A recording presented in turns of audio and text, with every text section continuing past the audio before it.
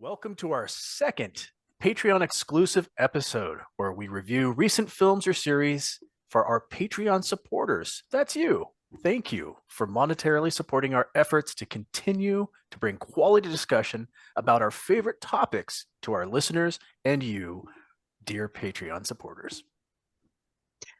Today we're talking about 2019's Knives Out, written and directed by Rian Johnson. At the box office, the movie brought in $311.9 million and had a rather impressive cast list. Daniel Craig, Chris Evans, is this Anna or Ana de Armas? Yes. Jamie Lee Curtis, Michelle Shannon, thank you. Don Johnson, Toni Collette, and Christopher Plummer. Awesome cast, yeah. Indeed. It was also nominated for an Academy Award for Best Original Screenplay. Among its compatriots in that category were 1917, this lovely movie that we're reviewing now, Marriage Story, Once Upon a Time in Hollywood, and Parasite. It lost to Parasite. Equally lovely film, but womp womp. Well, Knives Out's classified as a mystery/comedy, and it's a story that follows Master Detective Benoit Blanc as he investigates the death of the patriarch of a wealthy, dysfunctional family. So yeah, there we go. There's our little intro, everyone. Not quite as rehearsed as our audio stuff, or as in depth, but we don't want to give away too much. This is a non-spoiler episode. We're going to do our best not to spoil this film because it is a murder mystery. And I love me a murder mystery, locked room mysteries, all that sort of thing. Indeed. When I first saw this, it was reminiscent to me of like an old Agatha Christie type detective, right? Where you've got this quirky, intelligent person who ends up in this locked room to solve a murder mystery. It's fabulous. What do you guys think? I agree 100%. It felt completely like Hercule Poirot to me. Only if Hercule was from the South. Right, the Kentucky Fried Hercule Poirot. And I found it additionally extra funny that he kept quoting lines from Sherlock Holmes while embodying Hercule Poirot. But the entire movie did. I had the exact same feeling. It felt like an Agatha Christie novel, and I absolutely love good murder mysteries. I totally agree. And I think that there were homages to so many different murder mystery type genres in the film. Like you have the little nod to Murder, She Wrote. And then the beginning, I don't know about you guys, but I got serious Hounds of Baskerville vibes when like it opens on the house and the dogs are running. I was like, oh my God, that's amazing. Absolutely. Then I was like, just a little throwback to our Sherlock Holmes episode.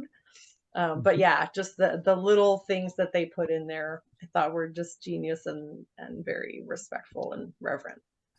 Yeah. There were some standout performances in this film. And notably, I kind of want to mention this right off the top because we have done a spotlight on this actor before, would be Christopher Plummer. Yay. This was his last role before he passed. And Yeah. it was phenomenal. What did you guys think of his performance? I adored it. I mean, I always enjoy seeing Christopher Plummer, and it always makes me chuckle a little bit because my brain, I cannot see his face without jumping back to Tom Hanks and Dan Aykroyd in the movie Dragnet, where Christopher Plummer was the villain in that utterly silly movie. Um, but but yes, his performance in this movie was thoroughly enjoyable. It was, if it had to be his last, it was a good one to go out on. Agreed. Indeed.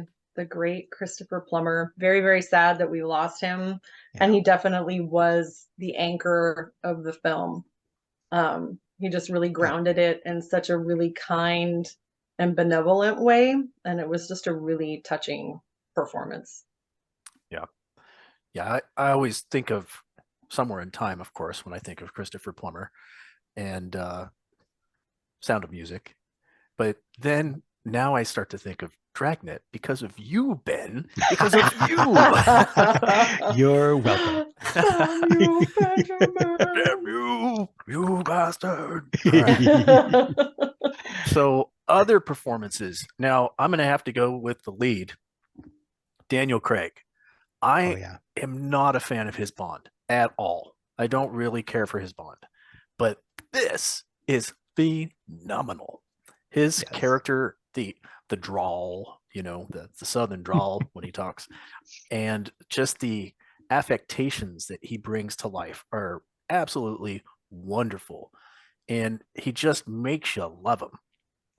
I don't know. What are your thoughts? I agree wholeheartedly. I enjoyed his Bond. It wasn't my favorite Bond, but I was happy enough with his. But he is really shining in this role.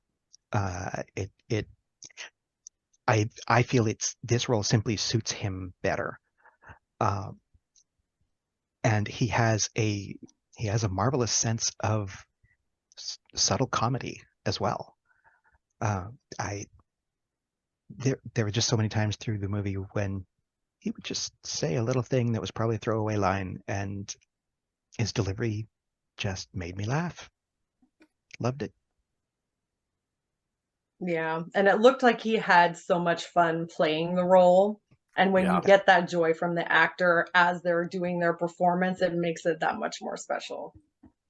Want to talk about a couple other performances in this that impressed me. Jamie Lee Curtis was really good in this. Obviously we think of her in Halloween, pretty limited role, and then A Fish Called Wanda, where she really Yes. had that comedic turn. But this Mhm. film showed like a whole other facet of her acting ability, which I thought was really cool because, she can pull off quite a range that I was unaware of until I saw this. What do you think? Yeah, I agree. It was a type of role that I had not seen her in before, and I I think she delivered a very good cranky matron figure. Yeah. She hit it spot on. And her glasses were great too. Oh my goodness. The glasses definitely were a major part of the character. Yeah, and then that gnarly old cigarette hanging out of her mouth. Yes. Hey. It's your choice. So another one that really I stuck out to know. me that I was not expecting to be good when I first saw their name pop up was Don Johnson. And he was phenomenal in this role. This was a great role for him. And it reminded me that he isn't just, Crockett from Miami Vice. Right. He also has some acting ability. Like, what was that other show he did on TV? Something Nash? Nash Bridges. Nash Bridges. Yeah. And it reminded me, it's like, oh yeah, you know what? Don Johnson can act. He actually has some chops. Yeah. I don't think anybody was particularly bad in this film. But the reason I'm mentioning these people is 'cause they really kind of stood out. The last one, of course, will be Chris Evans, who also had a standout role in this film. He just plays that spoiled, rich, rebellious brat really well. What do you think? Yes, he did. It- Having grown up where I grew up, surrounded by many of those, I think he was right on brand. That's true. I remember him most from Snowpiercer. Like that for me was his very best performance that I've ever seen him do personally. I haven't seen And it. to the point where I didn't even realize it was him until what? I I haven't haven't seen seen it either. Mind Jesus blown. Christ. I can't right now. I can't with you two. Okay, both of you. This is your homework. Tanya's gonna You reach through the both screen need to and watch slap us that both in movie. the It head. is, yes, I mean, all right, disturbing, let's be brilliant, honest lovely, here for perfect. a second. The So title of the good. film is Snowpiercer, and not something that makes me run out and go, "Hey, I got to go see this." I mean, if you say it's good, I'm going to take your word for it, and then maybe I'll go check it out. But that on the title alone, I'm not going to run out and go try to see Snowpiercer. It's phenomenal. I'm just saying, you guys, you both need to watch it, and I hope that you both like it when you do because it's really good. And I lost my train of thought. Oh yes, but I didn't recognize him through like a good portion of the film because he just was not his normal sort of acting self, and I was He like, didn't have the damn, shield. this guy can act. It was really amazing. No shield. That's right. No shield, but I think and no my flame. standout performance and I'm sorry. no flame. What? He was also the Human Torch in Fantastic Oh, Four. he was. He was the Human Torch in Fantastic Four. Oh, I'll be damned. Although I'm pretty sure somebody in the background here was yelling, performance... "Hail Hydra! Hail Hydra!"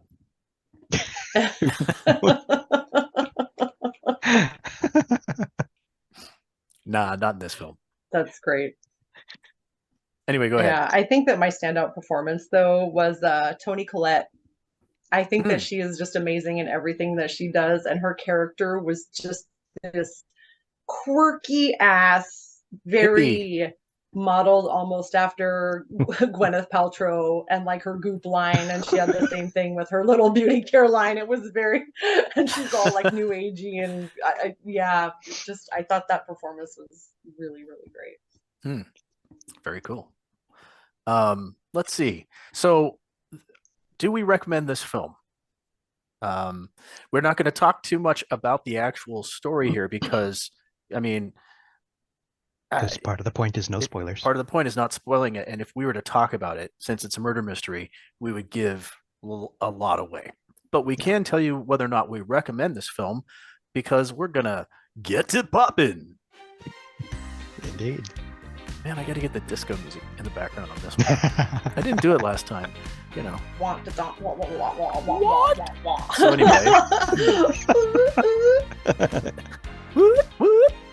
All right. So Ben, how many pops would you give Knives Out? I love this movie for an additional reason that I'll get to in a moment. I give this movie 5 pops. I enjoyed it so thoroughly.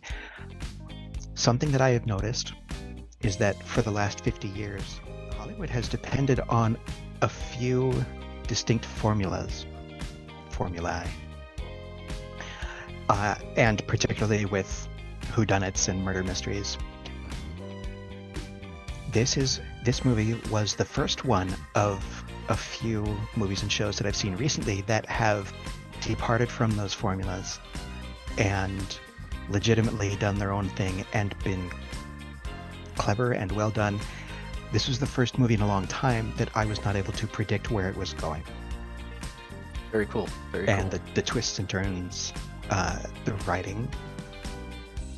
It not only impressed me, but I'm grateful to Rian Johnson for putting the mystery back in murder mystery. Yeah, absolutely. Tanya, what do you think? How many pops do you give Knives Out? Okay, so to echo Ben with the writing was so phenomenal and subtle and nuanced. There were moments, this is not going to give away anything about the plot at all, but Marta, who is the nurse, everyone in the family, just offhand in conversation, names her as being from a different country in South America. Like there's her family's from Ecuador, her family's from Uruguay, she's Brazilian. And it just goes to the level of disconnection and non-humanity of this family in such a very subtle way, but I loved that. And there's stuff like that woven throughout the entire film.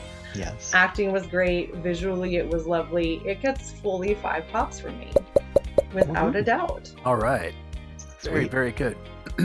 And I'm going to echo that. This gets 5 pops from me as well, because the writing is phenomenal. The acting is phenomenal. The murder mystery itself keeps you guessing a lot along the way. I mean, you don't really know.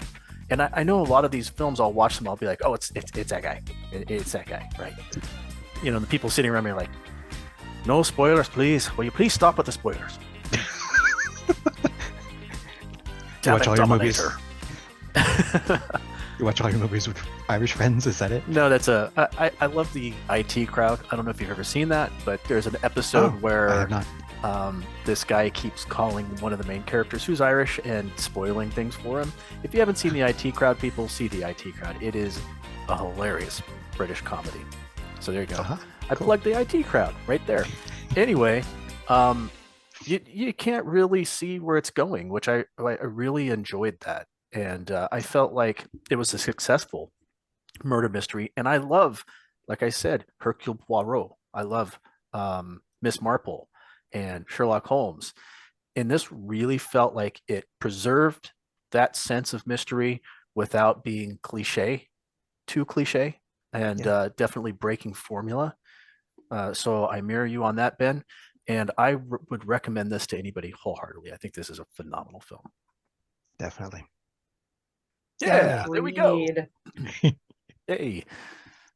Yeah, so we don't do any of the other bits here. It's a Patreon thing. It's just a short kind of review, and then you get our feelings on it, and then we say, go out and watch it.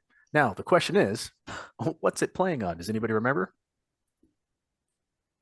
Oh, I think it's rentable on a bunch of different platforms. Like I rented it to rewatch it. I rented it on Amazon. Okay. I'm gonna check here real quick. I don't think it's actually streaming for free anywhere. I think it's rent everywhere. So I have a list here. It's not free anywhere. On Vudu for $3.99, Apple TV for $3.99, Redbox $3.99, Google Play Movies $3.99, and Amazon Prime Video for $3.99. And that must be where that $3.99 charge came from, because I have one, and I was like, "What?